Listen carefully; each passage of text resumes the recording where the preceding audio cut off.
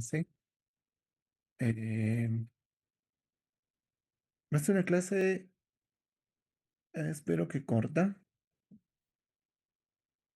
pero también espero que a ustedes en su vida futura sí les sirva. La anterior clase hablamos sobre urticaria, vamos a hablar ahora sobre anafilaxia. ¿Ok? Entonces, hay algunas preguntas que nosotros debemos conocer o considerar antes de hablar de anafilaxia. Hay algo bien importante. Muchas personas que conocen acerca del tema siempre se preguntan, hubo siempre esta pregunta, si no hay manifestaciones cutáneas, ¿eso no es una anafilaxia? Pues es simplemente un mito.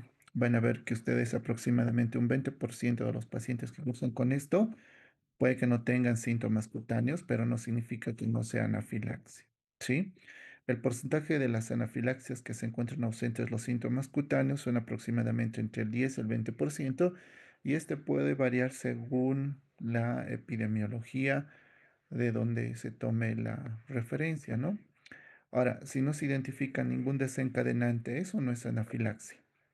Entonces, eso también, ¿no? Muchas veces puede que esté cursando con un evento de anafilaxia, pero no sabemos el por qué, pero lo está haciendo. Entonces, eso significa que sí, eso no significa, perdón, que no haya hecho el evento de anafilaxia. Probablemente sí lo ha hecho, pero no estemos encontrando la causa.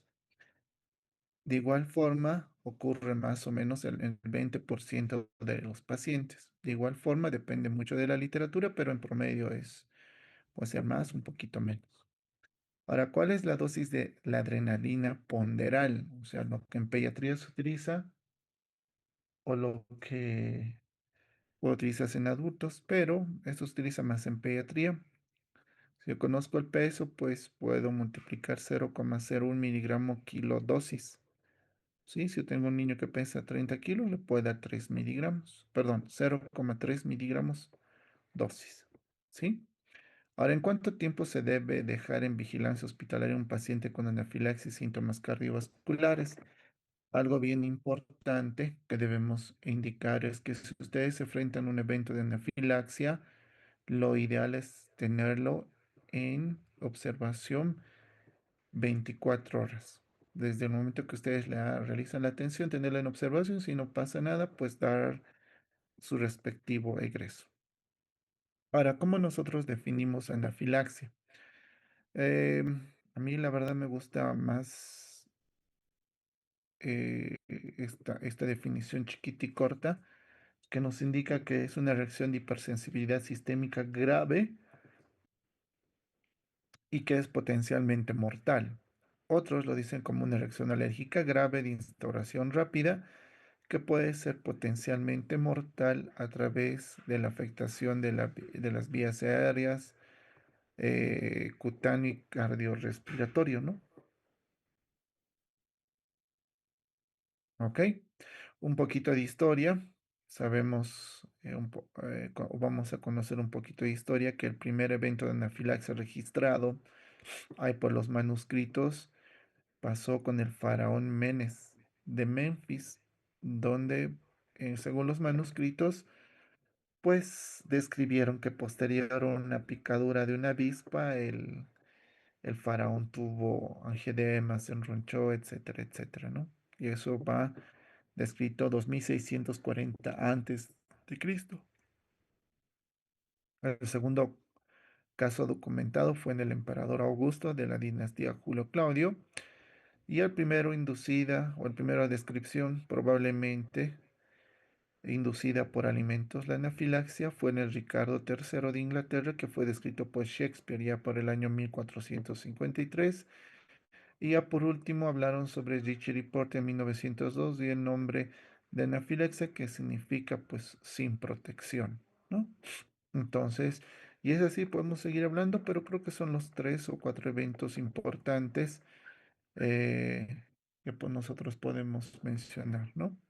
En cuanto a la epidemiología, relación de la incidencia y prevalencia, es parecido, esto especialmente en países de primer mundo como Estados Unidos o Europa, donde nos dice entre 1,5 a 7,9 o de 1,6 a 5,1 por cada 100.000 habitantes y la prevalencia es de 0,3 a 5, pero esto que se puede triplicar en niños, ¿no? O sea, ¿qué significa eso? Que ustedes probablemente lo van a ver en niños. Ahora, ¿cuál es la recurrencia de una anafilaxia? ¿Qué significa eso? Si presenta un evento, eh, puede tener una recurrencia por la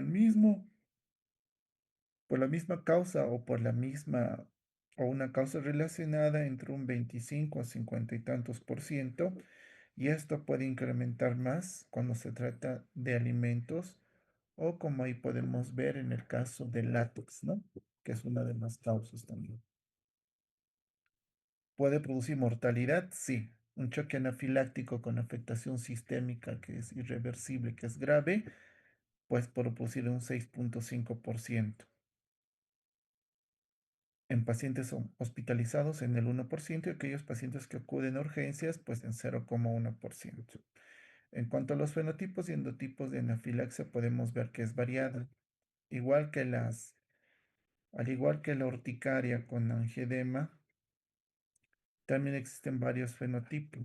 Pueden estar mediadas por el IgE o no IgE, puede estar mediadas por citocinas o puede ser ambas o puede estar mediada por complemento. También puede estar involucrados diversas células, puede ser los mastocitos o los basófilos, las células T macrófagos o monocitos, o puede ser ambas, o puede ser solamente basófilos y mastocitos, pero con estimulación del complemento. En todos se va a liberar histaminas, marcadores inflamatorios, los diferentes mecanismos por los cuales puede producir algún tipo de estímulo, ya sea por alimentos, antibióticos, quimioterápicos, anticuerpos monoclonales o terapia biológica, o picaduras de insectos o fármacos, como hemos visto en la urticaria mediada por IgE, también pueden ser los detonantes y en algunos casos también puede ser no mediada por IgE, pero se ha visto que a veces estas células T macrófagos o cuando participan también células como son los mastocitos, puede liberarse también diversos mediadores inflamatorios directamente por quimioterapia o anticuerpos monoclonales.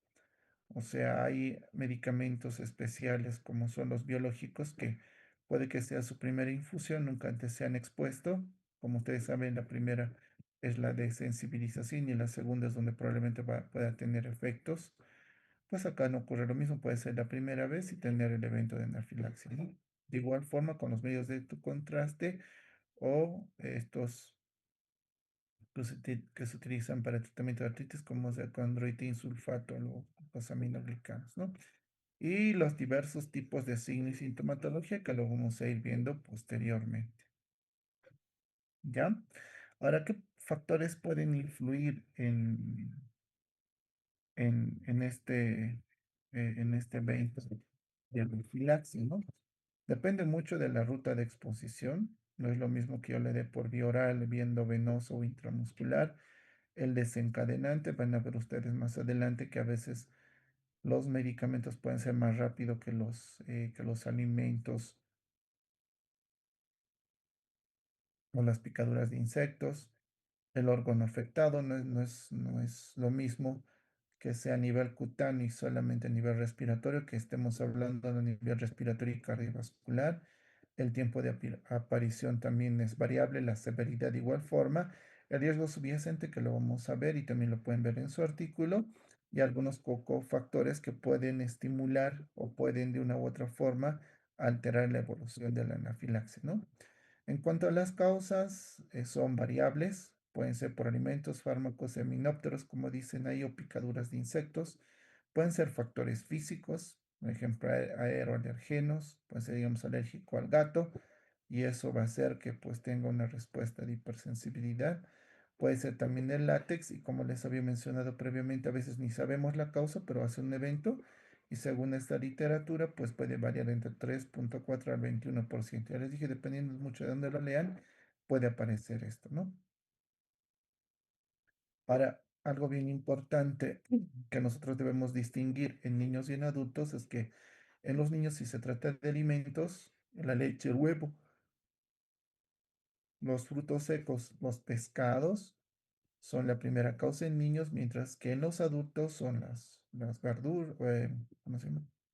Los frutos secos, los pescados son los más frecuentes en comparación a los niños, ¿no? Ahora, la anafilaxia inducida por medicamentos representa más o menos el 10% de las causas en pacientes ambulatorios que pueden acudir a los servicios de urgencias. Y habitualmente sueles oscilar en pacientes que están internados en urgencias o en hospitalizaciones más del 50%. Entonces, vea, y anafilaxia inducida por medicamento es la principal causa de muerte en muchos casos o en muchos centros hospitalarios. ¿Sí? Y se ha visto que en un 37% de este artículo habían recibido fármaco previamente sin ningún tipo de reacción, ¿no? Entonces, de estos que han cursado un evento de anafilaxia, el 34,1% pues ha hecho un choque anafiláctico, ¿no? Que es, que es un estado más grave que una anafilaxia. Y como podemos ver, los síntomas respiratorios, los síntomas cardiovasculares y los gastrointestinales en ese orden son los más frecuentes en comparación también a los pacientes que tienen síntomas cutáneos, ¿no? Si nosotros nos vamos a los síntomas cutáneos tanto en niños como en adultos, podemos ver casi el 80% lo tenía, pero el otro 20% ¿qué? Ese otro 20%, pues podían haber tenido síntomas respiratorios, cardiovasculares o gastrointestinales, o en unos casos llegar a un estado de choque, ¿no? Donde no revierte ni con adrenalina ni con fluidos y vamos a tener que necesitar la ayuda de un terapista intensivista, ¿no? Si nos vamos al artículo, los síntomas cutáneos va en primer lugar casi un 80%, luego tenemos respiratorios y cardiovasculares, como podemos ir viendo. Ahora, ¿qué fármacos en América Latina, según este artículo, son los más involucrados? Y eso está descrito también en la literatura. Los AINES son uno de los principales, los beta-lactámicos, luego los antibióticos no beta-lactámicos, y aunque suene un poquito paradójico, a veces los corticoides también pueden ser una de las causas, ¿sí? Entonces tenemos AINES, beta-lactámicos y antibióticos no beta-lactámicos como principales causas. Y dentro de los AINES, ¿qué es lo más frecuente? Son, por ejemplo, los derivados de las pirazolonas, como el metamizol, o derivados del ácido propiónico, como es ibuprofeno, naproxeno, o derivados del ácido acético, como es diclofenaco paracetamol, o como podemos verlo acá, ¿no? En las barritas, la dipirona, la aspirina, el ibuprofeno, el diclofenaco, el acetaminofeno o el paracetamol o el naproxeno. Si ustedes en algún momento trabajan en un centro de atención de urgencias, ¿qué es lo que más van a prescribir? Probablemente dipirona, en algunos casos aspirina o continúa con aspirina, no sé, o ibuprofeno o administrar diclofenaco. A veces les dan el famoso complejo B con diclofenaco cuando tienen problemas musculares y si ustedes no saben manejar y si presenta un evento adverso como es una anafilaxia, pues probablemente el paciente se ponga mal y pueda fallecer, ¿no? Entonces, bien importante conocer también la epidemiología y cuáles son los medicamentos más frecuentes, ¿sí? Ahora, algo interesante de este artículo, no vamos a meternos en esta parte, que a mí me llamó la atención, que dice que la epinefrina fue el medicamento o el tercer medicamento menos utilizado o más utilizado en comparación a los antihistamínicos y los corticoides. Es decir, que los mismos pacientes o los mismos médicos que han identificado que estaba con anafilaxia, en vez de utilizar epinefrina como primera opción, casi en todos han utilizado antihistamínicos y corticosteroides, ¿no? Y recién luego epinefrina, luego oxígeno, broncodilatadores y fluidos intravenosos. Entonces, incluso en esos países donde, entre comillas, están más desarrollados, pues de igual forma no saben que el medicamento de primera elección es la adrenalina, ¿no? Ahora, la anafilaxia inducida por el veneno de insectos corresponde más o menos al 10% de los casos de anafilaxia.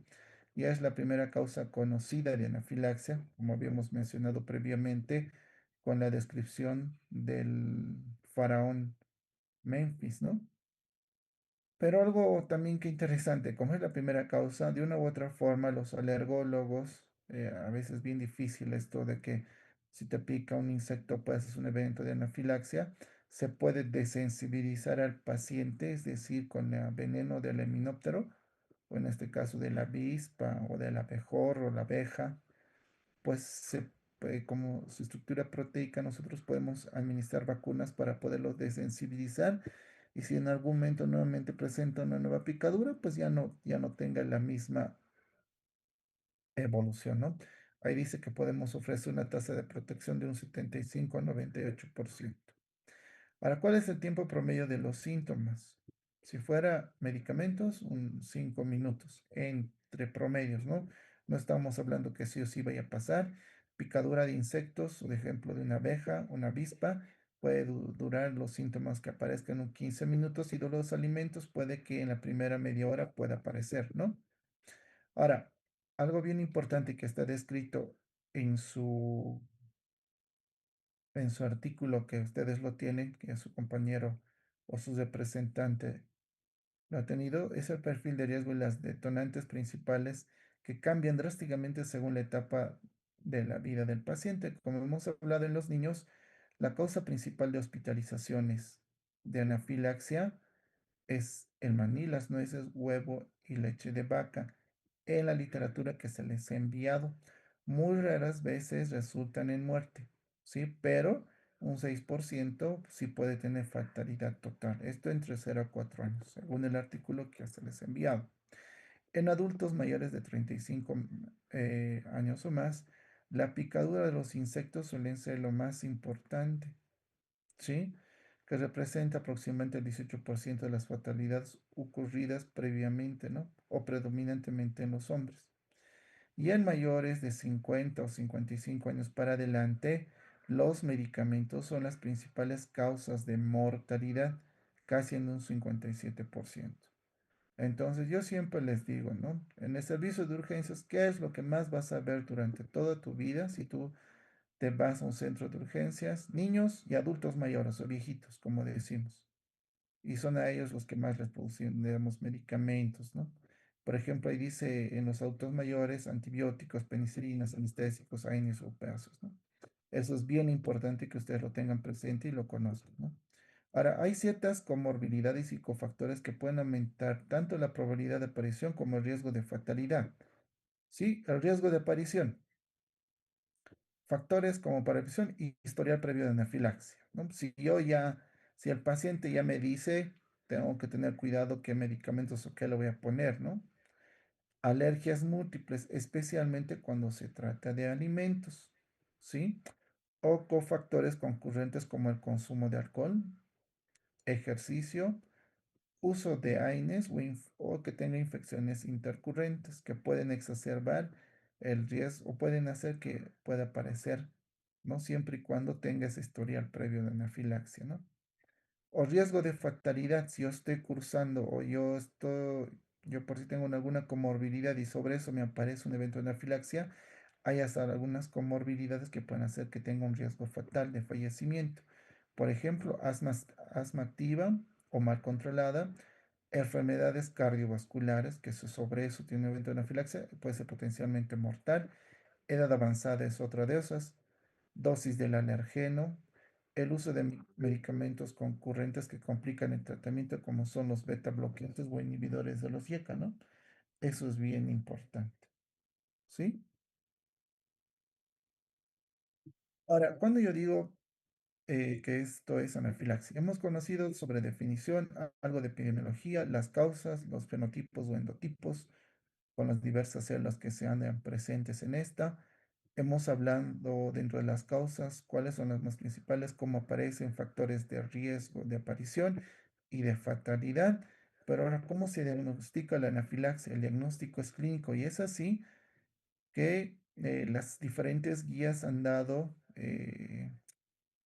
¿cómo se llama esto? Criterios diagnósticos. Uno de esos criterios diagnósticos nos dice que lo más importante es que sea de inicio agudo. Eso es lo más importante.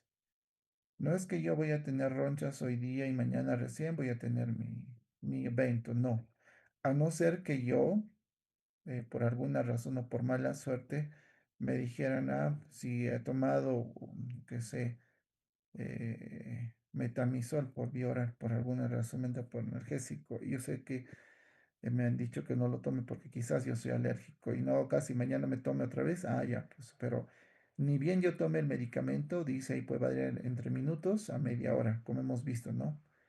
Alimentos, o digo medicamentos, picaduras o alimentos, ¿no? Más o menos en la primera media hora. Entonces, y eso es de inicio agudo, con afectación de la piel o tejido mucoso o ambos, es decir, puede tener urticaria generalizada, prurito, enrojecimiento, hinchazón de los labios, la lengua, la úvula, más al menos uno de los siguientes. Puede haber un compromiso respiratorio o reducción de la presión arterial, componente cardiovascular.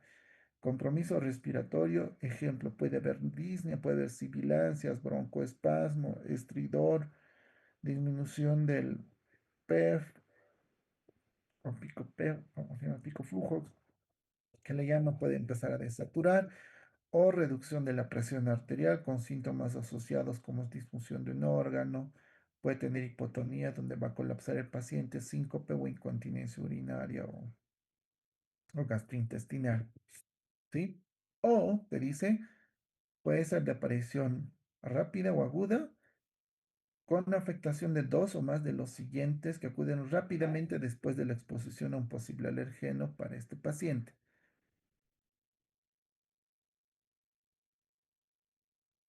Puede ser compromiso de la piel, puede ser compromiso respiratorio, gastrointestinal, cardiovascular. Es decir, si por ahí yo, qué sé, me dan metamizol endovenoso, yo empiezo a tener tos y escuchas sibilancias y luego empiezo a tener dolor de panza y luego empiezo a tener diarrea.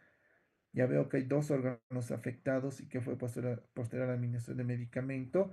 Entonces ya estoy considerando que puede ser anafilaxia, porque ojo, les dije que en un 20% puede que no haya síntomas cutáneos, ¿no?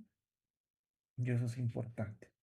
O el otro criterio diagnóstico dice que puede haber hipotensión, tanto en adultos o en niños, en los niños dependiendo de la edad. Ahora, los síntomas más frecuentes. Casi en un 84% van a estar los síntomas cutáneos, no, no dice el 100%. Luego están los síntomas cardiovasculares, que eso difiere también. Si son en adultos, sí, es lo más frecuente. Luego están los síntomas respiratorios, que eso es también importante. Y luego tenemos los síntomas gastrointestinales, que son los últimos o los menos frecuentes, ¿sí? Cuando hablamos de síntomas cutáneos, puede tener urticaria, angedema, prurito, eritema. Si hablamos de síntomas cardiovasculares, puede haber mareo, hipotensión, choque hipovolémico, taquicardia, pérdida de la conciencia, paro cardíaco, incluso puede haber bradicardia, síntomas respiratorios, puede haber disnea, estridor, tos, apnea, opresión en el pecho, etcétera, etcétera. Y a nivel gastrointestinal, pues puede haber náuseas, vómitos o disfagia, diarrea o dolor abdominal. ¿Sí? Ahora, en cuanto a los perfil de los síntomas, no es una norma o una regla, pero habitualmente los síntomas respiratorios son más frecuentes en los niños, más aún si estos están inducidos por alimentos o medicamentos, mientras que en los adultos, por eso les dije, es un factor de riesgo. Entre más años tenga el adulto y por ahí descubrimos que es alérgico a la picadura de insectos, los síntomas cardiovasculares son los más frecuentes y por esa razón también puede aumentar su fatalidad o mortalidad. Ahora existen exámenes de laboratorio que se pueden hacer para coadyuvar al diagnóstico, no es que sean criterios diagnósticos. Es más, en nuestro medio, estos laboratorios no los tenemos, así que mucho nada nos va a servir, pero sí saber de que sí se pueden realizar. Si alguno de ustedes hace alguna, no sé, decide hacer una residencia en el exterior, esto sí, probablemente lo vayan a tener a la mano y pues ustedes tengan ese conocimiento básico, ¿no? En la actualidad, la medición de la triptasa sérica es la prueba más útil para el diagnóstico de anafilaxia.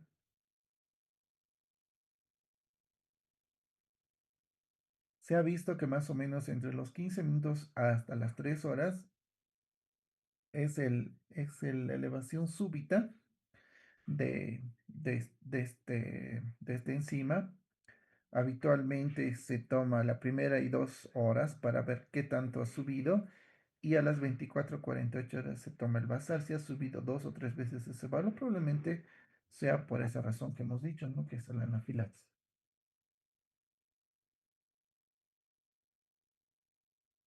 Mm, Ahora, estos valores de la triptasa varían según donde lo vayamos a medir.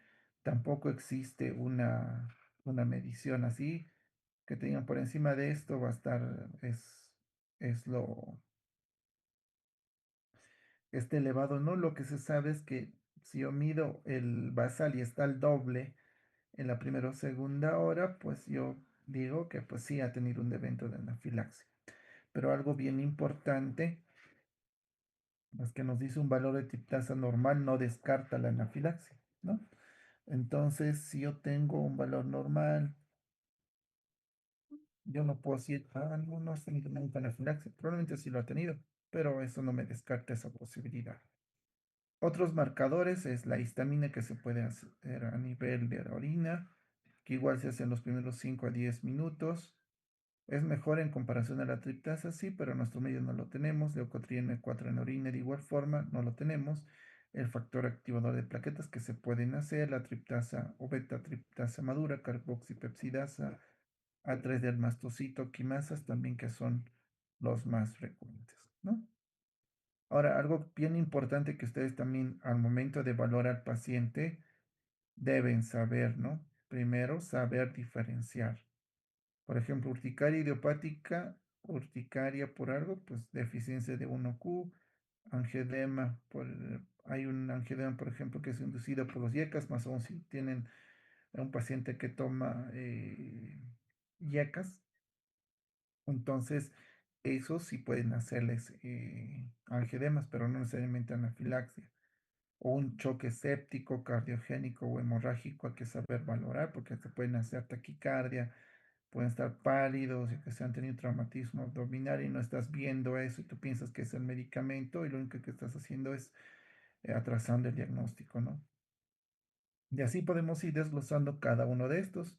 Ahí tienen ustedes la tablita para que ustedes lo puedan ver, ¿no? Ahora, el tratamiento es lo más importante en el reconocimiento o el tratamiento, ¿no? Acá lo más importante es la capacitación y como dice, y eso es reconocimiento oportuno de la anafilaxia y la implementación del tratamiento adecuado es crucial para disminuir la mortalidad y complicaciones relacionadas al evento. Acá lo más importante es la capacitación. Ahora, ¿qué errores más comunes se tiene cuando se trata la anafilaxia? Ahí tenemos, no vamos a desglosar todos, ustedes lo pueden leer. No seguir las recomendaciones de los lineamientos. Te dicen dale adrenalina y tú le estás dando corticoide, le estás nebulizando, no sé, salbutamol u otra cosa, ¿no? Y no le estás dando lo más importante que es la adrenalina. Falta de reconocimiento de factores de riesgo, factores exacerbantes y comorbilidades. Eso es bien importante, que tú sepas hacer una historia clínica buena y adecuada para poder ver si existen factores agravantes o que puedan hacer que aparezcan. No identificar la causa del episodio de anafilaxia. Puede ser. Para eso un medicamento y tú hasta ahora no lo has suspendido y sigue pasándole el medicamento. Entonces tienes que saber identificar eso. De tarde en formular el diagnóstico, también eso es bien importante. Nosotros ya con nuestros criterios diagnósticos podemos decir, ah, sí, está cursando, ¿no? Falta de evaluación de la gravedad, eso también, ausencia de un plan diagnóstico y tratamiento, no saber qué hacer también es importante, porque a veces dices, ah, sí, sí, tiene anafilaxia, ahora, ¿qué hago?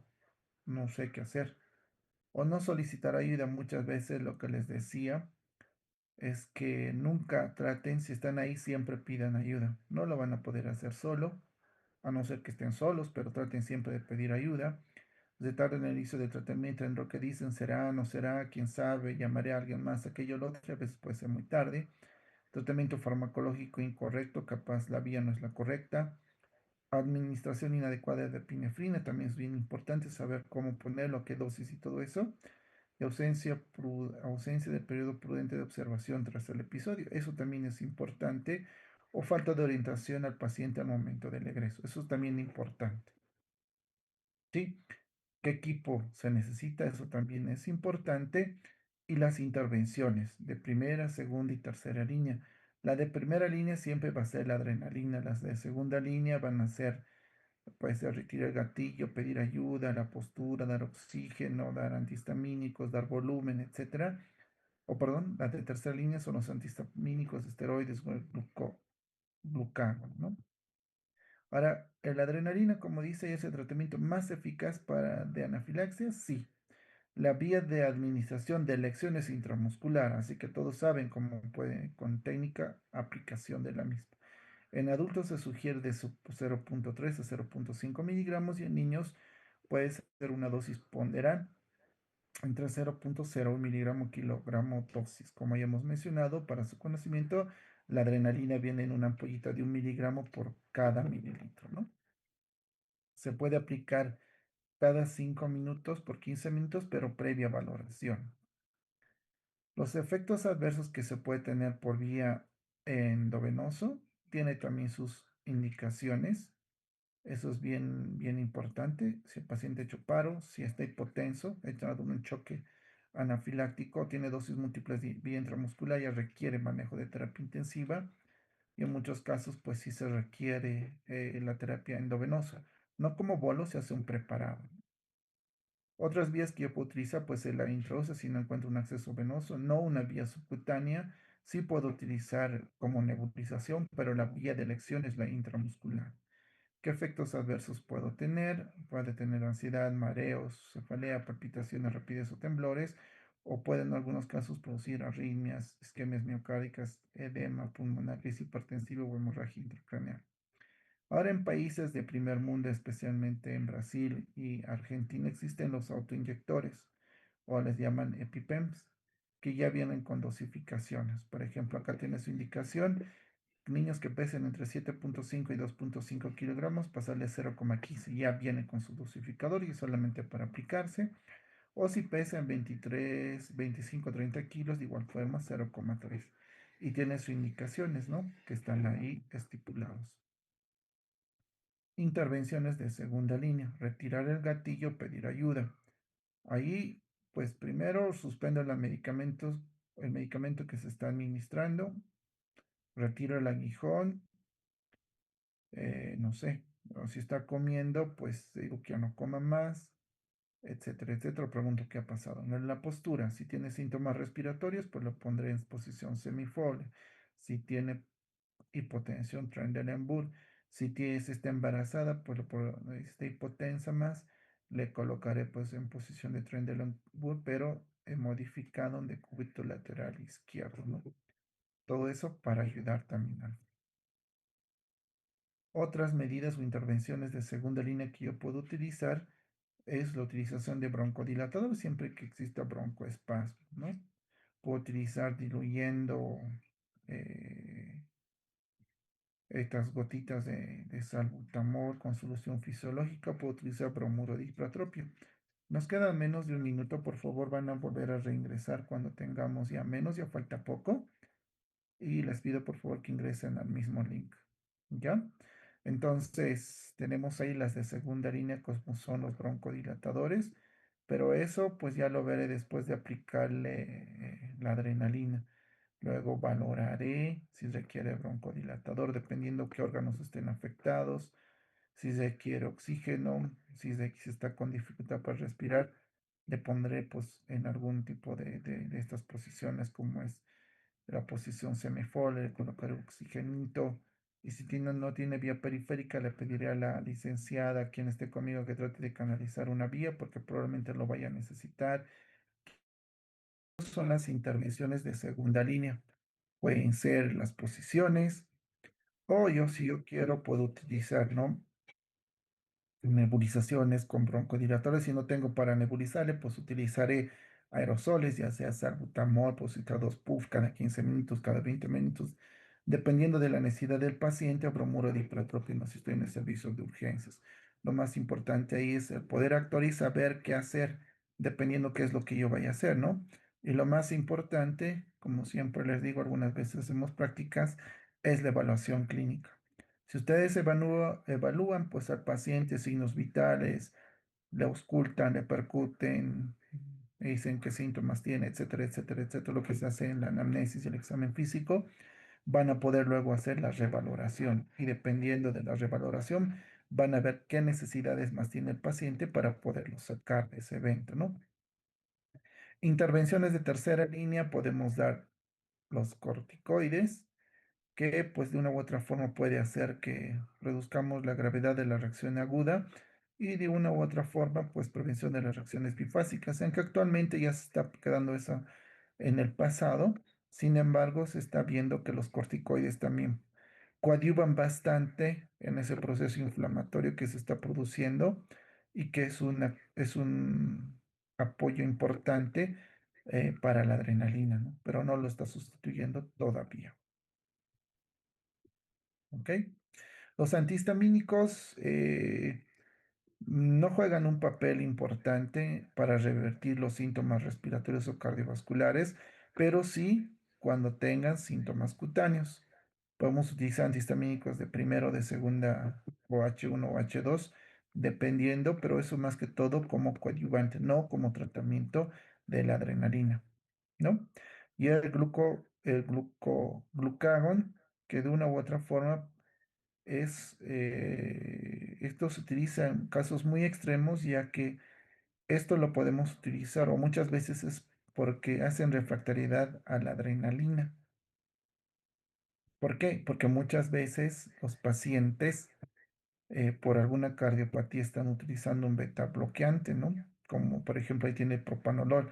Si el paciente es cardiópata y está utilizando propanolol, probablemente sea refractario al tratamiento con adrenalina y la única forma de tratarlo sea el glucagón, ¿no? ¿Sí? Ahora, la vigilancia al egreso. En países de primer mundo, si solamente tiene síntomas cutáneos y respiratorios, probablemente con 6 o 8 horas sea suficiente, lo pueden enviar a su casa, ¿no? Pero si tiene síntomas cardiovasculares, lo ideal es 24 horas. Aquí en Bolivia, La Paz, El Alto o cualquier otra ciudad de nuestro país, cualquiera que sea el síntoma, ustedes lo tienen en observación mínimo 24 horas. No lo pueden ingresar antes de eso porque cualquier cosa puede pasar y ustedes están sujetos luego a cualquier tipo de auditorías o denuncias, ¿no? Porque dicen, ah, no, nunca me ha dicho que me cuide, me han dado una más alta, ni bien me han dado y al rato me ha dado nuevamente, etcétera, etcétera. Ustedes saben que cualquier cosa puede pasar. Manejo a largo plazo, eso también lo tienen ustedes en sus guías o en el artículo que se les ha enviado. Identificar el agente desencadenante. Realizar pruebas en vivo o en vitro siempre y cuando se trata de no se encuentre el causante. Estrategias para evitar la recurrencia. Ahí también tiene su artículo. Inmunoterapia con alergenos, esto especialmente para picaduras de insectos. Y la educación para el autotratamiento con el EpiPen, siempre y cuando ustedes lo tengan, ¿no? Y ahí, como dice, el diagnóstico de anafilaxia continúa siendo clínico. No hay otra forma de hacer el diagnóstico. Tanto la IG, los mastocitos no son los únicos involucrados en la anafilaxia, han visto ustedes. Hay, hay macrófagos y células T que están involucrados dentro de esta. Y también hay, por ejemplo, receptores del complemento, por ejemplo, los medios de contraste que pueden hacer que tenga un evento de anafilaxia, no solamente urticaria. Y es fundamental la detección oportuna y la aplicación de adrenalina tempranamente para poder controlar estos síntomas, ¿no? Ahora, algo bien importante también el uso del diagnóstico molecular con IgE para los pacientes, en muchos casos es importante, sí, eso ya más de especialidad, pero deben saber ustedes de que sí se pueden hacer pruebas para poder identificar el desencadenante. Es importante capacitar al médico de primer contacto, sí, que son ustedes, al paciente también, porque a veces ya son adultos y hay que enseñarles qué es lo que deben hacer, cómo deben identificar esto, aquello, lo otro, y también a los familiares. Eso es muy importante, ¿no? Y cuando sea posible, hacer algunos biomarcadores, siempre y cuando los tengamos al alcance. Como dije, nuestro medio, por hasta el momento, lo único que, hasta donde yo sabía, había triptasa, pero a veces hay, a veces no hay, ¿no? Eso es bien importante, ¿sí? Bueno, hasta acá la clase de anafilaxia. No sé si tienen alguna pregunta o comentario en relación a esta clase.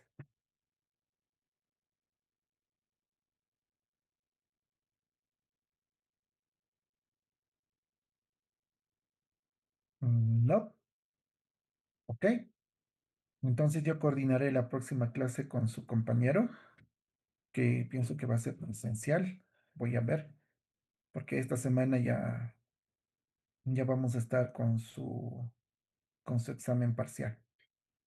Si no tienen preguntas o comentarios, pues nos estamos viendo en los siguientes días para las dos últimas clases que tenemos programadas y pues que tengan un resto de fin de semana. Que les vaya Ok. bien, hasta luego. Gracias, doctor. Hasta luego.